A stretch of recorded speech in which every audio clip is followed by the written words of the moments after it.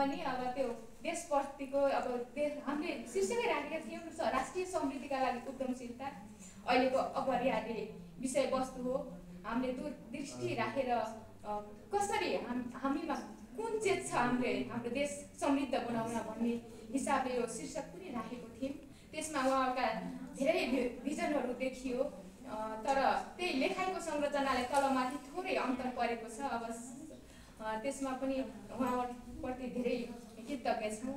त्यसै गरी एउटा गहन जिम्मेवारी वहन गर्दै एउटा निष्पक्ष तरिकाले अब भित्रभित्र के लाएर हाम्रो निर्णायकको भूमिका खेलिदिनु भयो। एउटा हाम्रो अनुरोधलाई स्वीकारेर अब अनेक हामीभन्दा पनि उहाँहरू एकदमै यो कार्यक्रम सफल बनाउन भूमिका खेलिदिनु भयो। आदरणीय गुरुप्रति विशेष आभारी छु।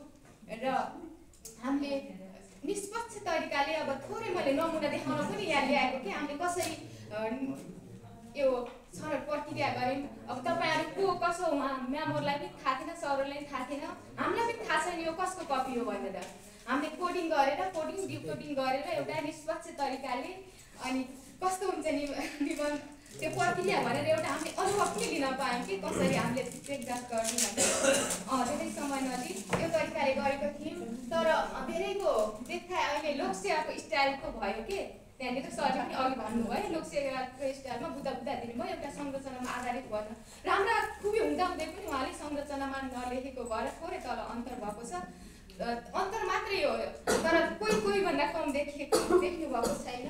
तर विशेष गरी अब हाम्रो यो प्रथम निबन्ध थियो, यो कस्तो हुँदो रहेछ त तपाईँहरूले पनि एकचोटि देखिदिनुहोस्। एउटा संरचनामा कसरी लेख्नु भएको छ, देख्दा पनि कति आकर्षक छ भनेर। हामीले एउटा तलमाथि केही पनि पाएको छैन। मेरो यो निर्मल खड्काजीको हो भन्ने लाग्छ है। अब 94 कोड गर्दा देखाएँ मैले आज देखेको हो कि आज यसो नै हेरेर ल्याएँ कि कपी कस्तो रहेछ उहाँको भनेर। भित्र पढेँ पनि एकदमै भिजन छ। योलाई काहीँ राष्ट्रिय पत्रिकामा छाप्न दिने खालको पनि छ।